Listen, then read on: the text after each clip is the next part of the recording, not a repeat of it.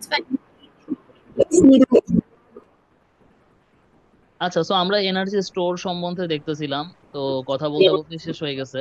তো যেটা বলতেছিলাম যে গ্র্যাভিটেশনাল পটেনশিয়াল এনার্জির ফর্মুলাটা আসলে হচ্ছে তুমি কতটুকু হাইটে তুমি হচ্ছে অবজেক্টটাকে লিফট করছো। সাপোজ তোমার অবজেক্টের ম্যাস হচ্ছে এম, গ্র্যাভিটেশনাল যেই জায়গায় তুমি লিফট করছো সেই জায়গার ভ্যালু জি হচ্ছে একটা সার্টিন ভ্যালু। আর তুমি একটা সার্টিন হাইটে, ধরো তুমি যেই জায়গাটাকে রেফারেন্স ধরতেছো, ধরো এটা হচ্ছে গ্রাউন্ড। তো এখান থেকে ধরো তুমি একটা সার্টিন হাইটে ওকে উঠাচ্ছ, ঠিক আছে, অবজেক্টটাকে। সো লিফট করতেছো। এই হাইটটা যদি এইচ হয় তাহলে তোমার গ্র্যাভিটেশনাল পটেনশিয়াল এনার্জি স্টোর হবে তার মধ্যে এমজিএইচ পরিমাণ। আর একটা মুভিং অবজেক্টের ক্ষেত্রে তার ভেলোসিটি থাকে হচ্ছে ভি, ম্যাস থাকে এম, তাহলে সেই ক্ষেত্রে তার পয়েন্ট কাইনেটিক এনার্জিটা হবে হাফ এম ভি স্কোয়ার। ঠিক আছে, এইটাই ছিল আমাদের লাস্ট ডিসকাশন আর কি। ক্লিয়ারলি শুনতে পারছো কিনা জানি না, তো আবার একটু ব্রিফ করে দিলাম। তো কোনো কোশ্চেন আছে? না, একটু বুঝেছি। ইজি তো। আচ্ছা, ঠিক আছে, ওকে। সো আমরা আবার একটু শুরু করি। তো এখানে এই জিনিসগুলাই, আর যেমন ফুয়েল বা কোল বা পেট্রোল, এগুলোর ক্ষেত্রে আমাদের যে এনার্জি স্টোর থাকে সেগুলো থেকে কেমিক্যাল এনার্জি। ঠিক আছে, so we know that a fuel is a store of energy because when the fuel burns the stored energy is released usually as heat and light. So তুমি যখন একটা কোল, petrol বা fuel কে তুমি আসলে তার মধ্যে কেমিক্যাল এনার্জি থাকে। যেমন ধরো পেট্রোল দিয়ে আমরা কিন্তু আমাদের গাড়ি চালাই, তাই না? এটা তো জানো। সো বা কোল, হ্যাঁ। আমরা কি করি, কোল থেকে কিন্তু অনেক কাজ করা হয়। বাংলাদেশ কিন্তু আসলে কোলের জন্য খুব ফেমাস, কারণ বাংলাদেশে প্রচুর কোলের মাইন আছে। ঠিক আছে, তো কোল থেকে আমরা আসলে, যেমন আমরা হুম। কোল থেকে কিন্তু আমরা থার্মাল এনার্জি, সেখান থেকে কিন্তু আমরা ইলেকট্রিক্যাল এনার্জি, বাংলাদেশে ইলেকট্রিক্যাল এনার্জি প্রোডাকশন ম্যাক্সিমাম হয় কোল থেকে, ম্যাক্সিমাম। ঠিক আছে, আমাদের কিন্তু রিনিউয়েবল সোর্স খুব লো। সো এবং রিনিউয়েবল সোর্স থেকে এনার্জি, আসলে ইলেকট্রিক্যাল এনার্জি প্রডিউস করা অনেক কষ্ট। ঠিক আছে, আমরা যারা ইলেকট্রিক্যাল ইঞ্জিনিয়ার পড়াশোনা করছি আমরা জানি, মানে জিনিসটা আসলে যতটা ফ্যান্সি, যতটা বলা হয় কি কনভেনিয়েন্ট যে এটা খুব খরচ হবে না এই সেই, বাট জিনিসটা আসলে এতটা সহজও না, কারণ এটা খুবই কস্টলি। তোমার নর্মালি আমরা বাসাবাড়িতে যে বিদ্যুৎ বিল ইউজ করি, এটা যদি কমপ্লিটলি রিনিউয়েবল করো এটার দাম 4-5 ডাবল হয়ে যাবে। মানে তুমি নর্মালি কোল কোল আসলে তুমি যতই বলো কোল হচ্ছে এনভায়রনমেন্টের জন্য খারাপ, এটা পোড়াইলে এই হয় ওই হয়, মানে বাট মেইন কথা হইলো, দ্য মেইন পয়েন্ট ইজ কোল থেকে তুমি যত চিপ ওয়েতে তুমি এনার্জি প্রডিউস করতে পারো, ইলেকট্রিক এনার্জি প্রডিউস করতে পারো, এটা আর কোনো কিছু থেকে পারবা না। বা পারলেও সেটা আসলে তোমার অনেক রিসার্চের বিষয়, মানে সেটাকে হচ্ছে তোমাকে ওই পর্যায়ে যেতে হবে, রিসার্চ এখন ওই পর্যায়ে পর্যন্ত স্টিল নাও এখন পর্যন্ত যায় না। যেমন সবচেয়ে যেটা রিনিউয়েবল এনার্জির মধ্যে বলা হয় সোলার সেল, এটা তোমার জানার কথা যে সোলার সেল থেকে আমরা আসলে এনার্জি প্রডিউস করি, তাই না? মানে ইলেকট্রিক এনার্জি প্রডিউস করি, বাট এইটাও কিন্তু এখন পর্যন্ত যতটুকু পর্যন্ত আছে সেটাতে কিন্তু তোমার বেশ কস্ট। ওখান থেকে যেই এনার্জিটা, ইলেকট্রিক এনার্জি প্রডিউস হয়, সেখানে অনেক খরচ হয়। হয়তো কমানো যাবে একটা পর্যায়ে, হয়তো কোল দিয়ে যে পরিমাণ কষ্ট হচ্ছে সেইটা বা তার চেয়েও কমানো হতে বা পসিবল হতে পারে একটা পর্যায়ে, বাট হিউজ ডেভেলপমেন্ট। এটা একটা এটা তোমার রিসার্চ থেকে ওই পর্যায়ে নিতে হবে। আসলে এইগুলা নিয়ে প্রচুর রিসার্চ হচ্ছে এখন। আমি এই লাইনে রিসার্চ করি না, বাট এগুলার পড়াশোনা তো দেখছি, মানে আমাদের বাংলাদেশে আসলে, বাংলাদেশ বা বাংলাদেশের বাইরেও আসলে রিসার্চ বলতে কিছু হয় না, যাই হোক ফ্যাসিলিটিস নাই। বাংলাদেশে তো স্টুডেন্টরা যে পড়াশোনা করে এটাই অনেক বেশি। ঠিক আছে, ওদেরকে তো 2 দিন পর পর নামতে হয় হচ্ছে তোমার ওই এই সড়ক আন্দোলন, তারপর হচ্ছে তোমার কোটা আন্দোলন, এগুলা করতে। ঠিক আছে, ওদের তো পড়াশোনা করার জন্য ওদের মানে সময় দেওয়া হয় না, ভার্সিটি অফ করে দেয় বা এক্সেট্রা এক্সেট্রা, যাই হোক। তো এখন হচ্ছে এই কারণে মানুষের রিসার্চ বলতে আসলে তেমন কিছু হয় না, যা হয় সেগুলো আসলে বলতে পারো যে খুব স্টুডেন্টরা নিজ উদ্যোগে অনেক কষ্ট করে করে বা যাই হোক হোয়াট এভার। বাট বাইরের দেশে কিন্তু রিসার্চ তুমি দেখবা যে রিনিউয়েবল এনার্জির উপর প্রচুর রিসার্চ হচ্ছে। এবং সেখানে শুধু সোলার সেল না, সেখানে আসলে তুমি দেখবা যে, যেমন আমি খুব ইন্টারেস্টিং কিছু ফ্যাক্ট দেখতাম, যেমন তুমি নিশ্চয়ই জানো যে ইয়েতে ওয়াটারে যে টাইড, মানে যেগুলো সি ওয়াটারে দেখা যায়, সি ওয়াটারের টাইড কে কাজে লাগায় তোমার হচ্ছে এনার্জি প্রডিউস করা হয়, ইলেকট্রিক্যাল এনার্জি প্রডিউস করা হয়। ঠিক আছে, এটা খুবই একটা রেয়ার, হয়তো খুব বেশি এনার্জি পাওয়া যায় না ইলেকট্রিক এনার্জি, বাট যেটা পাওয়া যায় সেটাও অনেক। ওশনোগ্রাফি রিলেটেড জিনিসপাতি এগুলা। বাট তোমার হচ্ছে যে এই ধরনের রিসার্চ আমি করতে দেখছি। খুব ভার্সিটিটার নাম ভুলে গেছি, খুব রিনোন্ড একটা ভার্সিটি ওয়ার্ল্ডের। তো ওই রিলেটেড একটা লোক হচ্ছে আমাদের ডিপার্টমেন্টে একবার আসছিল একটা আধা ঘন্টা বা 1 ঘন্টা টক দিতে। তো আমি টকের বেশিরভাগ জিনিসই বুঝি নাই, কজ তখন আমি মনে হয় থার্ড ইয়ারে পড়তাম। আর এইসব মানে ওরা অনেক হাই লেভেলের রিসার্চ করে যেগুলোর বেসিক নলেজও আমাদের অনেক সময় থাকে না, বাট জিনিসটা মেইন পয়েন্ট অফ ভিউটা বুঝতে পারছিলাম, কনসেপ্টটা যে তোমার ওরা ওশন এনার্জিটাকে কাজে লাগায়, তোমার টাইটটাকে কাজে লাগায়, ওরা হচ্ছে যে তোমার এই ইলেকট্রিক এনার্জিটা প্রডিউস করে। সো এই টাইপের রিসার্চ ওরা করছে। এবং এগুলো তো আসলে billion billion dollar, million dollar project থাকে এগুলা, যেটা বাংলাদেশে তো আসলে কোনোভাবেই পসিবলও না, আর পসিবল না হলেও হলেও করবে না আর কি। যাই হোক, তো এইসব ব্যাপার স্যাপার আর কি। তো এনার্জি প্রসঙ্গ আসলে দেখে এই কথাগুলো বললাম, কারণ এনার্জির একটা মেইন পার্সপেক্টিভ থাকে আসলে হচ্ছে যে তুমি কতটুকু কতটুকু চিপ ওয়েতে, কতটুকু এফিশিয়েন্ট ওয়েতে, এনভায়রনমেন্ট ফ্রেন্ডলি ওয়েতে তুমি আসলে ইলেকট্রিক্যাল এনার্জি প্রডিউস করতে পারো। ইলেকট্রিক্যাল এনার্জি কথা স্পেসিফিক্যালি বলতেছি কারণ ইলেকট্রিক্যাল এনার্জি থাকা মানেই কিন্তু তুমি সবকিছু করতে পারবা। এটা আসলে একটু ফিল করছো আমার মনে হয় 2 দিন আগে, যখন ইন্টারনেট ছিল না। কারণ ইন্টারনেট হ্যাঁ হ্যাঁ। না থাকলে তুমি কিছু করতে পারবে না, আর ইন্টারনেট থাকতে হইলে ইলেকট্রিসিটি থাকতে হবে। দেখো আমার খুব কপাল ভালো, এই কয়েকদিনে কোনোদিনই কারেন্ট যায় নাই তো। কারেন্ট গেলে আসলে মনে হইতো যে পুরাই গুহার জগতে ঢুকে গেছি। কারণ হইলো তোমার ইন্টারনেটও নাই, এরপর যে কারেন্টও না থাকে, ইন্টারনেট না থাকা মানে আমরা মানে 90% গুহার জগতে চলে গেছি, আর বাকি 10% চলে যেত যদি আর কি কারেন্ট চলে যেত। সো কারেন্ট, ইলেকট্রিসিটি বলো, ইন্টারনেট বলো, এগুলো আসলে সবকিছুই ইলেকট্রিক্যাল এনার্জির সাথে রিলেটেড। সো ইলেকট্রিক্যাল এনার্জি বর্তমানে বলতে পারো যে সবকিছু। সো এই কারণে আসলে সবসময় যেটা মানে এনার্জি কথা আসলে ইলেকট্রিক এনার্জি কথা আসে, যে যে কোনো এনার্জি থেকে আসলে আমরা কিভাবে ইলেকট্রিক্যাল এনার্জি প্রডিউস করতে পারি। এনার্জি কনভার্সন বলতে এই জিনিসটি আমরা আসলে মেইনলি ফোকাস করি আর কি, ঠিক আছে। যদিও এখানেও দেবে যে এই কথাটাই আসবে যে energy stored by chemicals in our bodies, batteries also store of energy. Battery মানে কি বলতো? ব্যাটারি মানে হচ্ছে একটা সার্কিট যেটার মধ্যে আসলে তুমি কি করবা, ইলেকট্রিক্যাল এনার্জি স্টোর করবা ইউজিং ইলেকট্রিক ফিল্ড, ঠিক আছে। আর ইন্ডাক্টরের মধ্যে ম্যাগনেটিক ফিল্ড করা হয়, যা সেটার মেইন পারপাস কিন্তু ইলেকট্রিক্যাল এনার্জি। মানে ইলেকট্রিক্যাল এনার্জি হচ্ছে তোমার মেইন পারপাস এনার্জি স্টোরের ক্ষেত্রে। যে এগুলো একটু পড়বা, রিডিং পড়বা। এই যে ইলেকট্রিক্যাল কারেন্ট চলে আসছে, so আমি এগুলোর কথাবার্তা বলবো না। Nuclear energy, I think you know about nuclear energy. Nuclear এনার্জিতে আসলে মেইন পার্টটা হচ্ছে ইউরেনিয়াম, এবং ইউরেনিয়াম হচ্ছে রেডিও অ্যাক্টিভ ম্যাটেরিয়াল। আমি জানি না কেমিস্ট্রি কিরকম পড়ছো, কেমিস্ট্রি পড়লে রেডিও অ্যাক্টিভ ম্যাটেরিয়াল সম্বন্ধে জানার কথা, যারা রেডিয়েশন করে, পড়ছো? হ্যাঁ হ্যাঁ, ডিকেইং ওগুলা পুরাটা ওকে। তো কমপ্লিট তো হয়নি। এই কারণে যেটা হয়েছে, আমরা এই রেডিও অ্যাক্টিভ ম্যাটেরিয়াল গুলো আমাদের হচ্ছে বেসিক্যালি তোমার এগুলা থেকে আমরা যেই প্রত্যেকটা রেডিও অ্যাক্টিভ ম্যাটেরিয়ালে আসলে চেইন রিয়েকশন হয়, যে প্রত্যেকটা চেইন রিয়েকশনে একটা হিউজ পরিমাণ এনার্জি আসলে তোমার রিলিজ করে, এবং সেই রিলিজটাকে, সেই এনার্জিটাকে আসলে আমরা আসলে ট্রাই করি যে ইলেকট্রিক এনার্জিতে কনভার্ট করার। তো সেই ক্ষেত্রে ইউরেনিয়ামটা মেইন পয়েন্ট। ইউরেনিয়াম ছাড়াও অনেক কিছু আছে, বাট ইউরেনিয়ামটাই আমাদের মেইন ফুয়েল হিসেবে কাজ করে চেইন রিয়েকশন করানোর জন্য। তো বাংলাদেশে মনে হয় একটা তোমার করতেছে, মানে বা যেটা কাজ প্রায় হয়ে গেছে, এটা মনে হয় জানো, নিউক্লিয়ার পাওয়ার প্ল্যান্ট। নাম শুনছো ওটার? রূপপুর, রূপপুর না ওটা? নাম শুনেছি, নো আইডিয়া। হ্যাঁ, রূপপুর নিউক্লিয়ার পাওয়ার প্ল্যান্ট। তো এটা এখনো তোমার ইয়ে করে নাই, হ্যাঁ। এটা এখনো ওপেন করে নাই, মানে কাজ প্রায় শেষের দিকে। তো এটা যদি করা হয়, বলা হয় যে বাংলাদেশে আসলে একটা হিউজ ইলেকট্রিক্যাল এনার্জির মানে, মানে এমনিতেই আমাদের আসলে বর্তমানে ইলেকট্রিক্যাল সোর্স ভালো, জেনারেশন মোটামুটি ভালোই, পর্যাপ্ত এনাফ লেভেলই আছে এখন। মাঝে একটু কোলাপস করছিল, সেটারও আসলে ব্যাপার স্যাপার আছে, গভর্নমেন্টেরই প্রবলেম ছিল। যাই হোক, তো এখন এই নিউক্লিয়ার এনার্জি একটা বড় সোর্স আর কি বাংলাদেশে। তো নিউক্লিয়ার এনার্জিটা যদি বলা হয় থাকে যে ওপেন করা হয়, তাহলে আমরা একটা হিউজ মেগাওয়াট জেনারেশন করতে পারবো। বাট সবাই আসলে নিউক্লিয়ার এনার্জির কথা বললেও আমরা যারা ইলেকট্রিক ইঞ্জিনিয়ারিং পড়ছি, আমরা জানি যে এইটাকে আসলে যতটুকু মানে ফ্যান্সি ওয়েতে দেখানো হচ্ছে, বা এটাকে বলা হচ্ছে nuclear energy is a huge thing, এখান থেকে আমরা একটা হিউজ লেভেল এনার্জি পাবো, ইলেকট্রিক এনার্জি আমরা অনেক প্রোডাকশন হবে। বাট এটা কিন্তু আসলে কোনো ভালো কিছু না।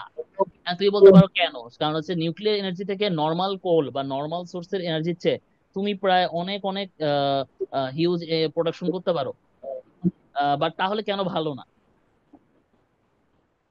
তাহলে এইটা তুমি করতে পারো না, তাহলে হচ্ছে তাহলে তুমি কেন আসলে এটাকে ভালো বলতে চাচ্ছি না আমি? এটা বেশ কিছু পয়েন্ট অফ ভিউ আছে, সেটা একটু আলোচনা ডিসকাশন করি, এগুলা জানা দরকার আসলে। সেটা হচ্ছে যে মানে তুমি যদি মডার্ন মানে মানে ডেভেলপড কান্ট্রি গুলোর দিকে তাকাও, মানে যদি যারা খোঁজ খবর রাখে তারা জানে, যেমন জার্মানি বা ইউরোপের কান্ট্রি গুলোর কথা আমি স্পেসিফিক্যালি বলবো, বা ইউএসএ টিউএসএ, ওদের কথা একটু পরে বলতেছি। তুমি নর্মালি দেখবা যে যারা ইউরোপের যে কান্ট্রি গুলা, তাদের ক্ষেত্রে তুমি একটা ব্যাপার লক্ষ্য করবা, তাদের কিন্তু আগে নিউক্লিয়ার পাওয়ার প্ল্যান্ট ছিল। যেমন একটা সিরিজও বানাইছিল নিউক্লিয়ার পাওয়ার প্ল্যান্টের তোমার এক্সপ্লোশন নিয়ে। আমার মনে হয় তুমি যারা সিরিজ দেখে ওরা জানে, আমি দেখি না, আমিও জানি। ওটা খুব ফেমাস একটা সিরিজ, চেরনোবিল। চেরনোবিল দেখছো? না, কি নামটা কি? চেরনোবিল। আই হ্যাভ আচ্ছা, হার্ড দ্য নেম বাট দেখি নাই। আচ্ছা, চেরনোবিল সিরিজটা দেখতে পারো, 5 এপিসোডের। বাট খুব ফেমাস একটা সিরিজ। এটা হচ্ছে আমি যখন ভার্সিটির মনে হয় সেকেন্ড ইয়ারে পড়তাম তখন বের হয়েছিল। আচ্ছা, সো এইচবিও তে মনে বেরিয়েছিল, আমি মনে নেই কোথায় বেরিয়েছিল। তো যাই হোক, তো এই এই চেরনোবিল সিরিজটা মেইনলি আসলে, চেরনোবিল হচ্ছে একটা পাওয়ার প্ল্যান্টের, মানে যেই জায়গায় পাওয়ার প্ল্যান্টটা ছিল, চেরনোবিল পাওয়ার প্ল্যান্ট, এটা মনে হয় সম্ভবত রাশিয়া বা ইউক্রেনে ছিল। আমার ঠিক জায়গাটার নাম স্পেসিফিক মনে নাই, মনে হয় ইউক্রেনে ছিল। মানে রাশিয়া ইউক্রেন তো পাশাপাশি দেশ। সো মানে যে ব্যাপারটা এখানে হয়েছিল সেটা হচ্ছে যে তোমার এই যে ওখানে একটা এক্সপ্লোশন হয়েছিল, এবং এক্সপ্লোশন হওয়ার পর পুরো চেরনোবিল জায়গাটা, তুমি মনে হয় এটা জানো যে নিউক্লিয়ার পাওয়ার প্ল্যান্ট যদি সামহাও এক্সপ্লোশন হয়, ধরো এখন যদি বাংলাদেশ তো খুব ছোট দেশ, হ্যাঁ, তো যদি হয় বাংলাদেশ কিন্তু পুরো একদম মানে একদম ধ্বংস হয়ে যাবে, এবং এই রেডিয়েশন বছর কা বছর হতে থাকে। সো মানে ওখানে মানব সম্প্রদায় বলতে কিছু থাকবে না অনেক বছর। তো চেরনোবিলও সেম জিনিস হয়েছিল, একবার একটা ভুলের কারণে বলো বা ওই ঘটনাগুলো ওইটা নিয়েই দেখাইছিল, যখন আমি দেখি নাই, ও দেখে ডিটেলস বলতেছি না তোমাকে। তো ওইখানে মেনলি এগুলো হয়েছিল। তো ওই ঘটনাটা নিয়ে করছিল যে কিভাবে এক্সপ্লোশন হয়েছিল, কাদের ভুলের জন্য, কিভাবে, ওগুলা নিয়ে বিভিন্ন একটা সিরিজের মতো বানাইছিল আর কি, রিয়েল, ট্রু স্টোরি বেসড। তো মানে এইটা হচ্ছে একটা নিউক্লিয়ার পাওয়ার প্ল্যান্ট, বলতে পারো যে লিমিটেশন, যে সামহাও যদি এটা একবার এক্সপ্লোশন করে, মানে তুমি এটার ফল ভোগ করবে অনেক দিন, বা এইটা আসলে তুমি কন্ট্রোল করতে পারবা না, এটা বেশ সিরিয়াস একটা ইস্যু। সো যেটা হয়েছে যে তোমার বেসিক্যালি এই এরকম ইউরোপের কান্ট্রি গুলাতে ওরা কিন্তু মানে এই নিউক্লিয়ার পাওয়ার প্ল্যান্টের উপরই মানে অনেক ডিপেন্ডেন্ট ছিল, বা ওদের বেশ নিউক্লিয়ার পাওয়ার প্ল্যান্ট ছিল। রাশিয়াতে এখনো আছে, রাশিয়া এগুলোর জন্য বেশ ফেমাস। সো যেটা দেখা গেছে যে আসলে ওরা কিন্তু মানে যত ডে বাই ডে যাচ্ছে, ইভেন এখন আসলে অনেক কান্ট্রিতেই অলরেডি নিউক্লিয়ার পাওয়ার প্ল্যান্ট সব অলরেডি শাটডাউন করে দিছে, বা থাকলেও পরিমাণে খুবই কম। কথা হচ্ছে ওরা যেখানে নিউক্লিয়ার পাওয়ার প্ল্যান্ট শাটডাউন করে রিনিউয়েবল সোর্সের দিকে আগায় যাচ্ছে, ঠিক আছে, আস্তে আস্তে, বা অলরেডি চলে গেছে, আমরা এখন আবার উল্টা দিকে হাঁটা দিচ্ছি, আমরা নিউক্লিয়ার পাওয়ার প্ল্যান্টের দিকে যাচ্ছি। তো জিনিসটা আমার কাছে প্রথমে খটকা লাগছিল, যে ব্যাপারটা কি, মানে এত ভালো ভালো এত কিছু বলতেছে, তাইলে ওরা ওরা মানে বাংলাদেশ তো মানে ওদের চেয়ে ভালো হয়ে যায় না, এটা অন্তত আমি বিশ্বাস করি। ঠিক আছে, তো বাংলাদেশ কেন উল্টা দিকে হাঁটা দিচ্ছে? মানে এত তো ভালো কিছু হওয়ার কথা না, তাহলে নিশ্চয়ই এটার মধ্যে ঝামেলা আছে। তো পরে যেটা দেখলাম, হ্যাঁ এইটা আসলে তোমার অনেক কিছু, এটা অনেকগুলো প্রবলেম আছে। এটা হিউজ প্রোডাকশন হইলেও, একে তো হচ্ছে কস্ট কস্ট বেশি, দুই নাম্বার হচ্ছে তোমার এইটার যেই ওয়েস্টেজ গুলা হয়, এই ওয়েস্টেজ গুলা তুমি মানে খুবই ক্ষতিকর, এগুলো তুমি নর্মাল কোন জায়গায় ফেলতে পারবা না। তো এগুলো মাটি চাপা দিতে হয়, বা এগুলাকে আসলে পুরোপুরি ড্যামেজ করার কোনো ওয়ে অনেক সময় থাকে না। তো এটা একটা প্রবলেম। একবার এক্সপ্লোশন হলে তো এই ধরনের ঘটনা ঘটেই, যদিও খুব কম ঘটছে ঘটনা, বাট হলে কিন্তু শেষ, হলে আর সেটাকে তুমি রিকভারি করতে পারবে না। তো মানে এত সব প্রবলেমের জন্য লোকজন ওখান থেকে বের হয়ে আসতেছে, আর আমরা ওখানে যাচ্ছি কি, তাহলে বুঝো যে বুদ্ধিবৃত্তিক লেভেল কোন লেভেলে আর কি। অবশ্য কোটায় লোকজন বসালে এসব জিনিসই ঘটবে। তো যাই হোক, তো পরে হইলো যে তোমার এইটাই, তো নিউক্লিয়ার এনার্জি আসলে ভালো কিছু। নিউক্লিয়ার এনার্জিটা বলা হয় আসলে এখান থেকে একটা হিউজ এনার্জি পাওয়া যায়, সেখান থেকে ইলেকট্রিসিটি প্রডিউস করা হয়, it's not a good thing. So এটাই আর কি, ইউরেনিয়াম কাজে লাগায় করা হয়। স্ট্রেন এনার্জি, রাবার ব্যান্ডের মধ্যে আমরা যেটা করি, ইলাস্টিক এনার্জিও বলে এটাকে, যে তুমি ধরো রাবার তুমি যখন করতেছো, আমরা জানি এটা আগের চ্যাপ্টারে আমরা পড়ছি, ধরো এটার এক্সটেনশন যদি এক্স হয়, তাহলে আমরা বলবো যে half K X square, it's elastic energy, right? K আমরা জানি, কে কি বলতো, কে ছিল স্প্রিং কনস্ট্যান্ট, কনস্ট্যান্ট, একটা কনস্ট্যান্ট ছিল, স্টিফনেস। যাক, এই জিনিসগুলো হচ্ছে ইলাস্টিক। তুমি যখন কোনো একটা স্প্রিং কে বা ওরকম রাবার কে তুমি যখন এক্স পরিমাণ, x x amount of extension করবা, তখন এটার মধ্যে একটা ইলাস্টিক এনার্জি স্টোর হবে, যেটাকে আমরা হাফ কে এক্স স্কোয়ার দিয়ে ফর্মুলাটাকে ডিফাইন করি। যাক, এগুলো হয়তো তোমাদের সামনে আসবে। এছাড়াও যে কোনো একটা অবজেক্টের মধ্যে আসলে ইন্টারনাল এনার্জি থাকে, internal energy actually is sum up of many things. Then thermal এনার্জির কথা আমরা বলছি, তো বাকি জিনিসগুলো এখান থেকে রিডিং পড়বা। এনার্জি স্টোরস, এনার্জি ট্রান্সফর্মস, কোন এনার্জি থেকে কি ট্রান্সফর্ম করে, এই ধরনের কিছু কথাবার্তা বলছি, এগুলো আমার পড়ানোর কিছু নাই, এগুলো জাস্ট থরলি রিডিং পড়বা, নাথিং এলস। এখানে কিছু হাবিজাবি কথাবার্তা বলছে। এই খেলা তুমি কখনো খেলছো কিনা আমি জানি না, খেলছো কখনো? এগুলোকে বলে গুলতি দিয়ে, গুলতি দিয়ে হ্যাঁ, আম নামায়। যাক, এগুলো এখনকার আমার মনে হয় না ঢাকা শহরে কেউ খেলে। আমিও খুব ছোটবেলায় খেলছিলাম, তাও গ্রামে খেলছিলাম, মনে আছে যখন মাঝে মধ্যে গ্রামে যাইতাম। এগুলো দিয়ে মেইনলি হচ্ছে তোমার ইয়ে করে, এই গুলতি দিয়ে তোমার হচ্ছে যে ধরো গাছ থেকে আম পাড়ে, বুঝতে পারছো? যাক, এই ধরনের চাইল্ডহুড তোমরা দেখো নাই আমার ধারণা আর কি। এগুলো আসলে ঢাকা শহরে থাকলে ইয়ে হয় না, বাট কখনো যদি গ্রামে যায়, এখনো গ্রামে এসব, এখন গ্রামেও এসব আছে কিনা আমার সন্দেহ আর কি।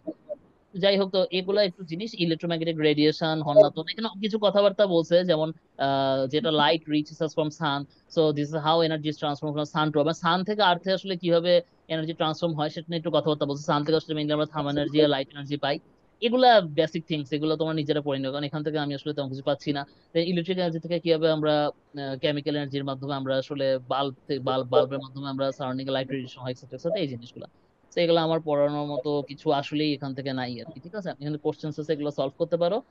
এনার্জি ট্রান্সফার মানে হচ্ছে একটা এনার্জি থেকে আরেকটা এনার্জিতে ট্রান্সফার হওয়া, যেটার কথা বলছিলাম। তো আমরা একটা ডায়াগ্রাম একটু এখানে দেখি। যেমন এখানে একটা ডায়াগ্রাম হচ্ছে, ধরো আমরা সাধারণত ব্যাটারিতে কি করি, কেমিক্যাল এনার্জি স্টোর করি, তো সেখান থেকে আমরা ইলেকট্রিক্যাল এনার্জি ট্রান্সফার করি।